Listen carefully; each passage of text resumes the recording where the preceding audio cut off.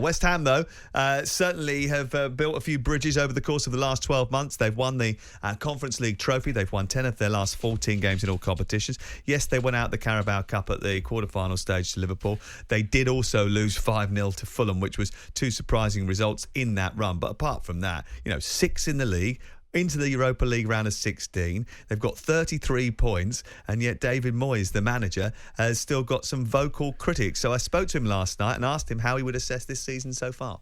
Well, the first half has been terrific, but something, the second half of last season was even better when we won that trophy as well, because we had started last season very badly. So in truth, 2023 we've had a really good year.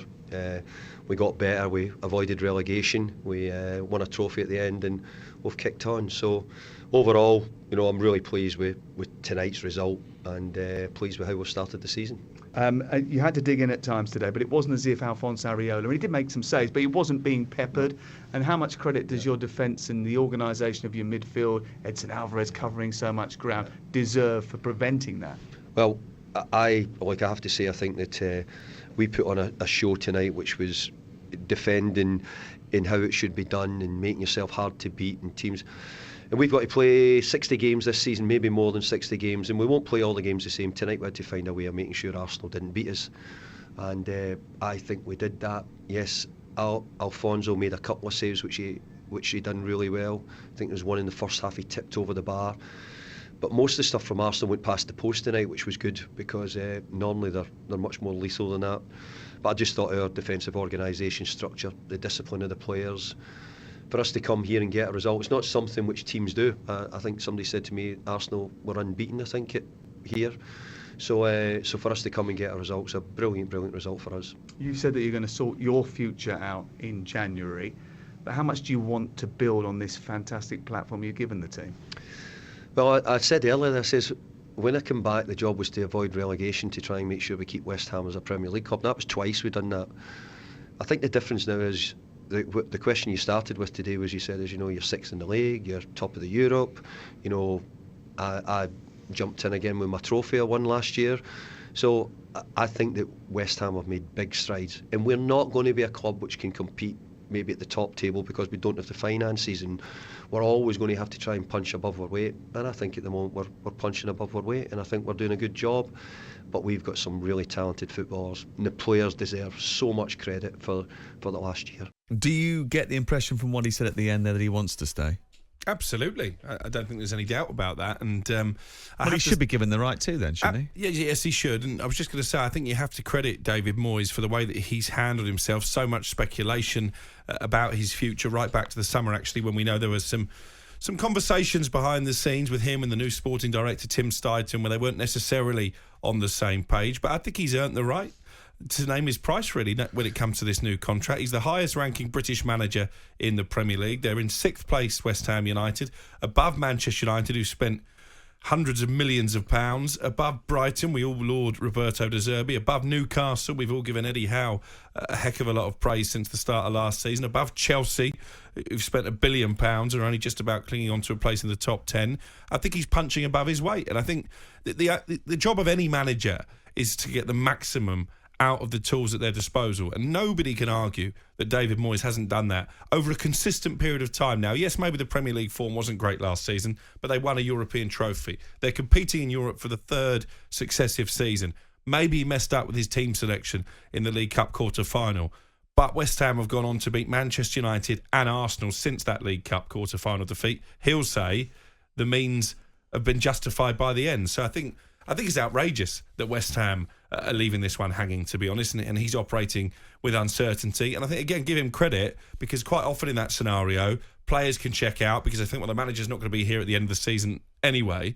Well, you can't say the West Ham players have done that. Yeah, I think, I think it's not just West Ham. One of the reasons that West Ham as a club are probably leaving it dangling is because the supporters have always been a little bit sceptical, haven't they? And that is a bit of an issue. So why do some fans still want David Moyes to be sacked? 0371722 3344. I thought Edson Alvarez was terrific last night, and the recruitment has been excellent. They've spent their Declan Rice money superbly. They bought in Kudus, who is terrific, Alvarez, who's been brilliant. alongside Souček. Obviously, they've got the best out of Paquetá. They're using him brilliantly as well. I just think that even Mavropanos they brought in to add a little bit of bulk to the centre-halves. The two centre-halves yesterday played really well, despite the fact they're not first choice. And that's something that Dave the Hammer says on the text. He says, great show, guys. Let's put things in perspective. West Ham had both first-choice centre-backs missing. Ogbonna played only 2 games all season. Jarrod Bowen has scored more goals this season than the front three of Arsenal combined. 13 goals he's got this season. It's been pretty impressive from him again. And they've got the right blend as well, because there are a lot of different people at West Ham, maybe pulling in different directions in terms of recruitment. I think Edson Alvarez actually was a Mark Noble recommendation, but clearly James Ward-Prowse was a David Moyes signing. It's a good signing. He's been terrific, and I think it's really unfair on him that he continually gets overlooked by England. Another assist last night, by the way. Jarrod Bowen, a player they took from the EFL. So they've got that core of British players, which David Moyes has gone on record on this programme and said he wants, but they've sprinkled it with some overseas talent. And again, it's not easy. We mentioned it yesterday, Kudus, to go from the Eredivisie to the Premier League and to make the impression he has. Paquetá as well, I think he's getting better and better, and I think Manchester City might regret pulling out of the race to sign him. He was injured last night, so he got injured in the warm-up. We saw him go off, right? So he went off down the tunnel, and we thought there's no chance he's coming out. He did come out, and he was only half fit. For the first 15 minutes, he could hardly move, and he wasn't covering the ground properly, and had a massive problem because he was playing on the left-hand side, and Saka was getting loads of joy down the right. Edson Alvarez spotted that his mate wasn't being able to do the defensive work and was covering him. After about 5 minutes, he just adjusted and covered him, and he did. He was superb. Well, that's Alvarez. Football Intelligence, because we spoke about that yesterday in terms of Chelsea. The other player I wanted to mention, actually... Hold on, before you say anything else, but Paquetá, before he then went off after half an hour, created the moment which led to the first goal. So he did his bit and then went off. Brilliant. Well, listen, I think he's a sensational player. But Emerson as well, this is a player that Ian Abrahams, actually in the press room at Brighton, mentioned yesterday. Big West Ham fan, of course. He said when West Ham signed him from Chelsea, he wasn't entirely convinced, but I think he's been a really good player for West Ham. 03717 2233 want to hear from some West Ham fans. Got a couple on the board here. We'll get to those in just a second. Morning, guys. Why are Arsenal fans moaning they need a striker? OK, they had 30 shots, but Jesus didn't miss all 30. Credit to the West Ham defence. The fullbacks tucked in, so Saka could not get behind them. Moyes can be frustrating, says James, a West Ham fan, but what fans can want 80% possession, lose 1-0 or win 1-0 with 20%? I go to football to watch my team win, not entertain me. And on the VAR thing, why on earth isn't there cameras on all 4 lines? Yeah, I never know. James, the very happy Hammer. Simon, I'm really interested to hear this, right? Because, West Ham being 6th in the league, taking 33 points. They've got goal scorers like Kudus and Bowen. 13 goals for Bowen, 10 for Kudus. It's a positive season. It's been a positive 2020-23, really. So what are these reasons why some fans are not enamoured with David Moyes? If I can give you a slightly... good morning to you, by the way. If I can give you a slightly alternative view on why some people, and I am one of them, who is extremely frustrated. There's a problem coming over the hill, which has been coming over the hill for about 18 months to 2 years now, where you've got, and I'll just briefly run through, Fabianski, Fornals, Johnson, Ogbonna, Downs, Ings, Antonio, Cresswell, Benrahma. There's 9 players that are either out of contract, not fit for purpose, or Moyes isn't particularly keen on. Those 9 players add up to, on the best will in the world, £30 million coming into the club, because a lot of them are at the end of their contracts. Those 9 players are going to need to be replaced, and those 9 players have needed replacing for probably 18 months now, and we haven't done it. If Moyes had his own way over the transfers when he got the Rice money, you and I and all of us know that his first 2 choices were Maguire and McTominay. That's who he was trying to get in. Both on, one would assume, over 200 grand a week, certainly Maguire is, with no resale and all that sort of stuff. Sometimes David Moyes in the transfer market and the planning, that's the thing, the key thing, the planning. And that's why we look at it and think that we're going to be in big trouble and we're going to get 9 people out the door here and no money. Okay, so isn't that a good reason for having a structure? If that is the case, and I don't know that that's definitely the case, but if that is the case, isn't that a good reason for having a structure like having Mark Noble above him and Tim Steitman, who are a part of this recruitment group now that are bringing in players like Alvarez and Kudus? Very much so. I mean, taking the transfer money away from Moyes last summer was the best thing that could have happened, because we would not have got Alvarez, Kudus, etc., with David Moyes in charge of that. So that's a good thing. But it's also the planning. I mean, he did buy Danny Ings for £15 million and stick him at $140,000 a week. And were you complaining at the time when they signed Danny Ings, because it didn't look like the worst signing in the world? Really? Okay. Oh, really? Right. Yeah. I mean, no. Danny Ings was for me. I can't speak for anybody else, but I was like, what are we doing? The guy's 30 years old. Giving him a 4-year deal. I mean, it's just that's throwing away 30 million quid. You make a good argument about recruitment if that is the case, but on the field, the coaching can't be denied, can it? This is a man who's got you to a European trophy final, won it. He's also orchestrated a brilliant display away from home at one of the best teams in the league last night. They're 6th in the league, 33 points. You know, it's not like they're not scoring goals. And he said it in his interview, actually. You know, today we played in a certain way to get the victory, but we're not going to do that in all of the games that we play. No, I don't see it too much different in many of the other games. I mean, there'll always be 3 things that people like myself. I mean, there's 2 sides of the fence. Some people love it and whatever, and some people don't. I don't enjoy the football. I don't enjoy watching it over there. It is fairly turgid at times. But if people want to watch that and are happy with that, then cool. It's just not my cup of tea. It's not what I do. But I'm probably a bit old school. Who would you want instead then? Who's your ideal candidate to replace David Moyes? Because it's very easy to sack a manager. It's harder to hire one. On social media, and my bog standard answer is that's not my job. I don't know world football. I know West Ham. I'm not really interested in anybody else or any other team. A lot of people say, I mean, you used it earlier on, Crookie, where you said, get Pellegrini back. I mean, sometimes that's a thing that's thrown at me. Right? Using a low bar to try and prove a point. I mean, the guy was absolutely useless and it was a vanity project and went horribly wrong. But to chuck that out as get him back, see how bad he used to be, that's not really the way that I look at things. So, listen, in the last 3 weeks, you've seen it all with West Ham. Fulham 5-0, Liverpool 5-1, didn't turn up to either. Man United 2-0, Arsenal 2-0, and Spurs. I mean, now we come out of there with a 2-1, but never mind. So you see, that's what you get with West Ham. But my point is all about, and I'll bring you back to it, is the 9 players that won't be there in July, and that brings in at the very best 30 million quid. All right, Simon, listen, you've had a great say, and you've done it brilliantly, and you've articulated your argument. I mean, there'll be some people disagree with you, and that's fair enough, but you put it across in a sensible and measured way, and we appreciate you coming on and doing so. As a result of your call, our switchboard has gone absolutely crazy. So we'll continue to take your calls. 03717 2233 44. Chris is a West Ham fan. He's in Australia. Hello. G'day, mate. How you going? Yeah, good, thank you, mate. What do you want to say about David Moyes? Look, I think it's. I said it to my old man. He's a West Ham born and bred a couple of years ago. I think that they need to move on from him now, and look at the next top tier manager. Like, winning the Conference League was great.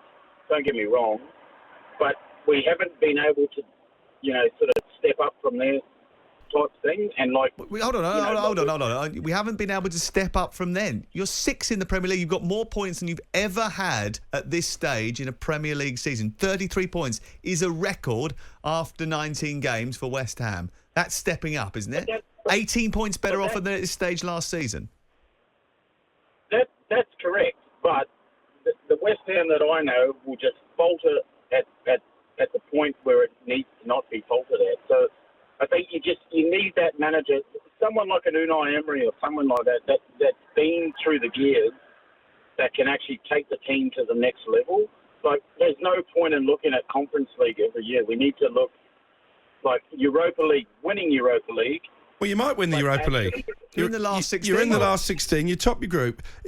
I'm just wondering, are West Ham fans just too difficult to please? Because I remember when Sam Allardyce was there and he got you out of the Championship into the Premier League, and his football wasn't good enough. What exactly do you want from your team? The manager needs to be, someone a little bit more top tier. Like, Moyes has done well, but you look at what he's done over his career.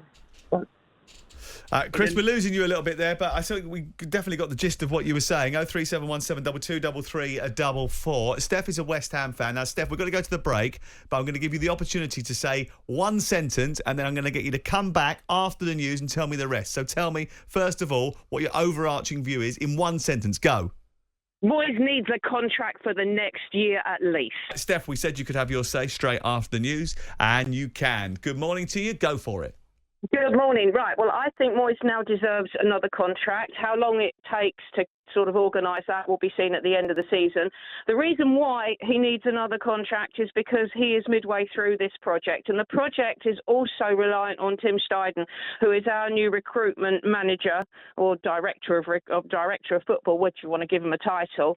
The two of them are now sourcing players to come to West Ham that are, to quote, a different level.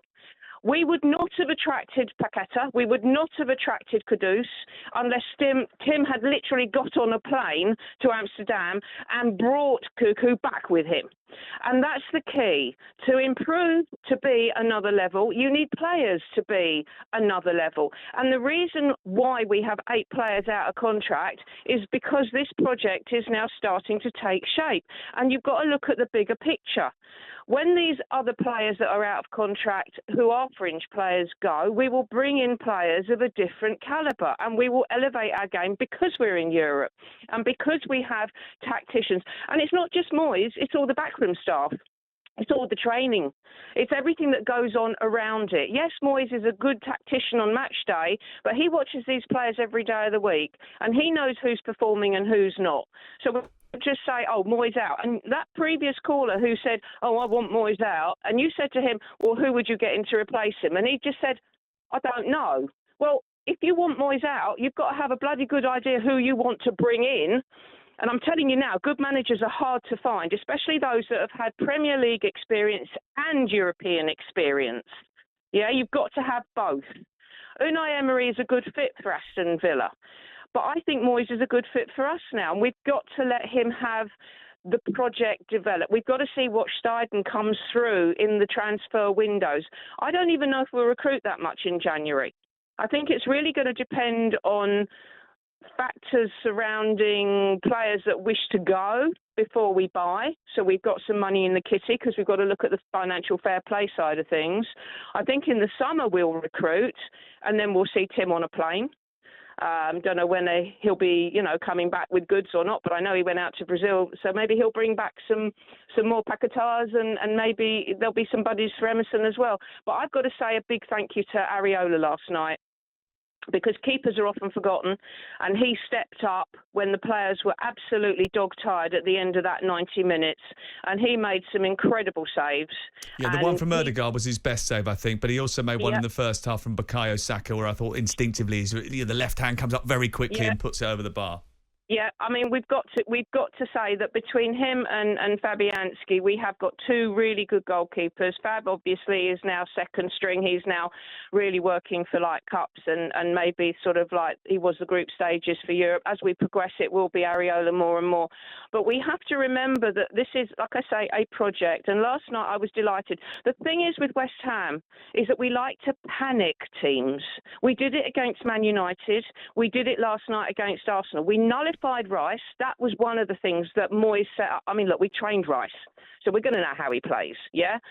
And we really did panic them. And we kept, in midfield, we kept stealing the ball, even though we might have given it away because obviously we were playing low block. I thought Alvarez was brilliant, by the way.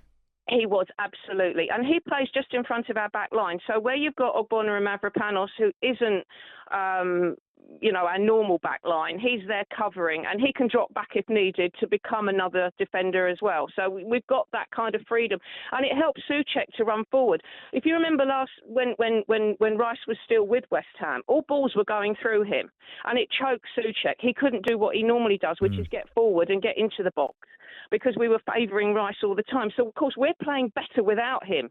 And last night showed the frustration in Arsenal and how they panicked and how we managed to get that set-piece second goal. It's just a shame Ward-Prowse hasn't yet had a direct free kick in there. Not yet, Steph. No. Thank you very much. Appreciate your call. Brilliantly articulated. Thank you very much for coming on. 03717 223344. Wayne's a West Ham fan. You're through.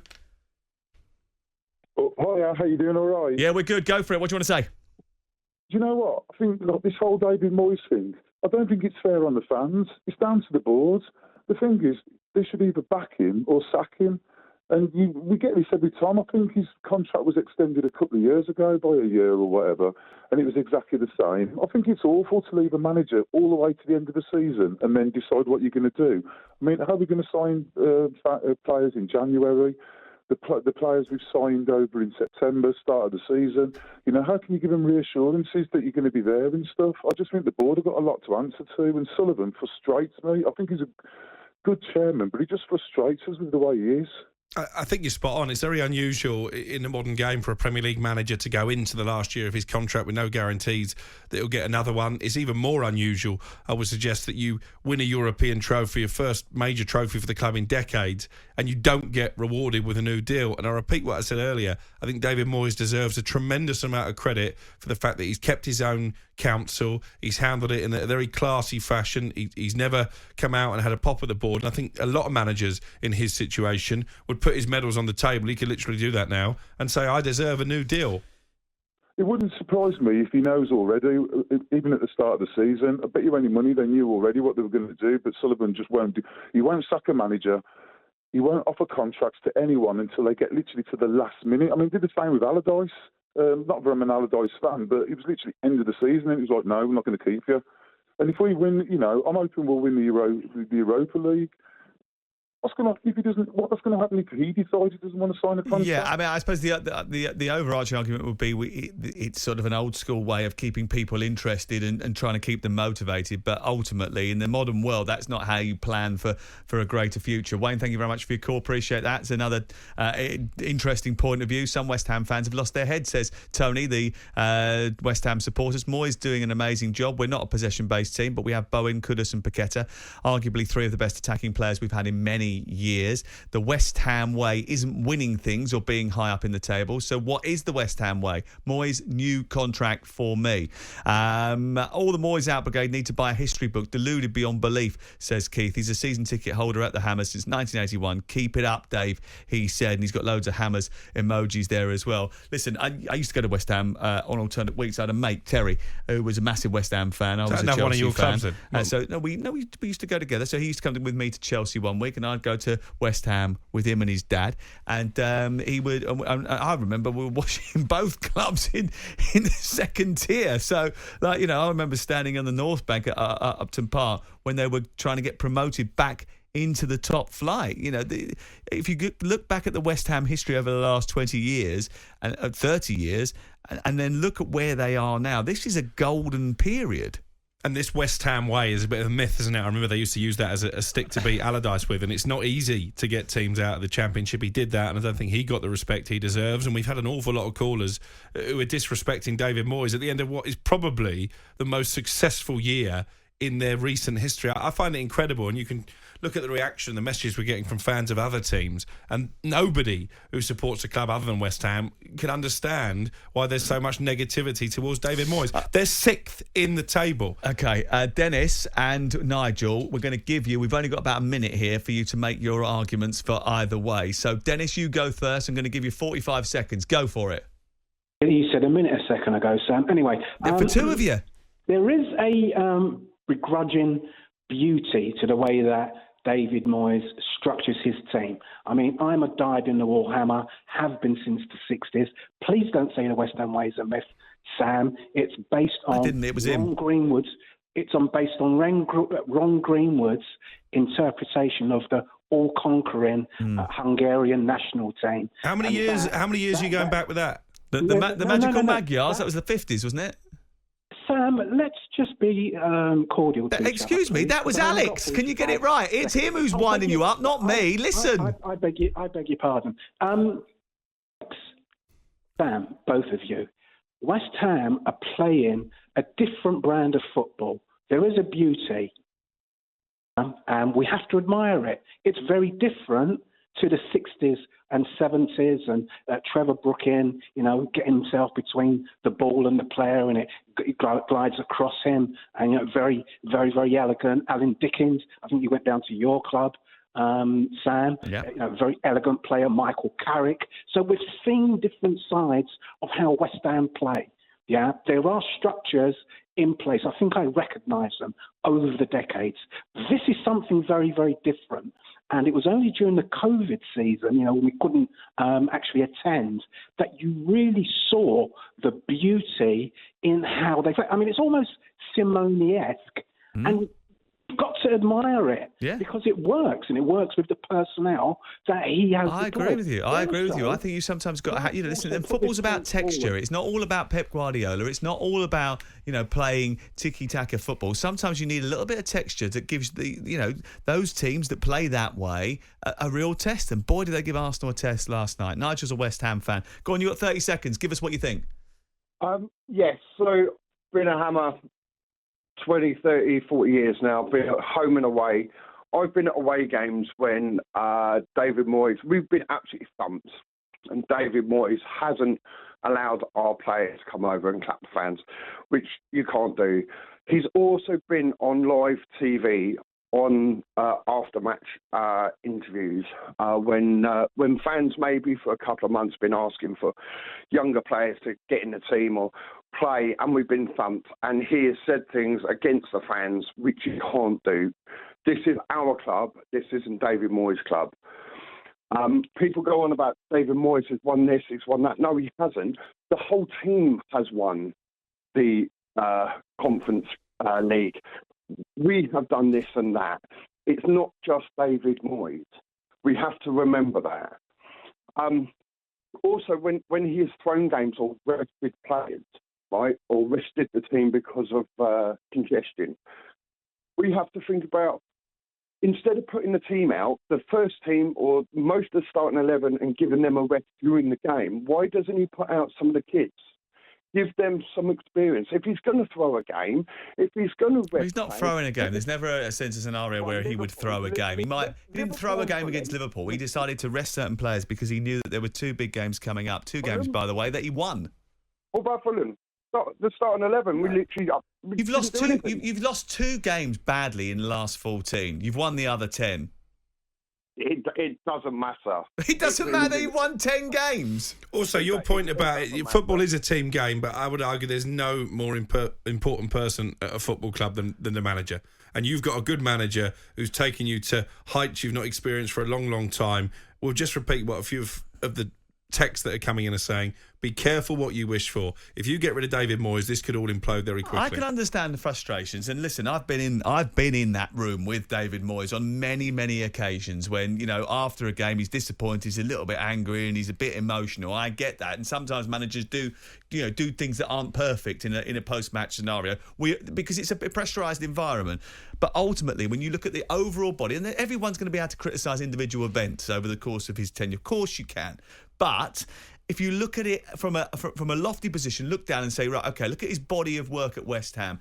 Has he done a good job? I think it's very difficult to argue against that. Now, listen, everyone's going to have their different point of view, and that's the beauty of football. That's why we love talkSPORT. That's why we love Premier League football and love football from across the land, all up and down the pyramid. We've all got different views. But the overarching view of most people from the outside looking in is you'd be mad to get rid of him. On AM, on DAB, via the talkSPORT app and on your smart speaker.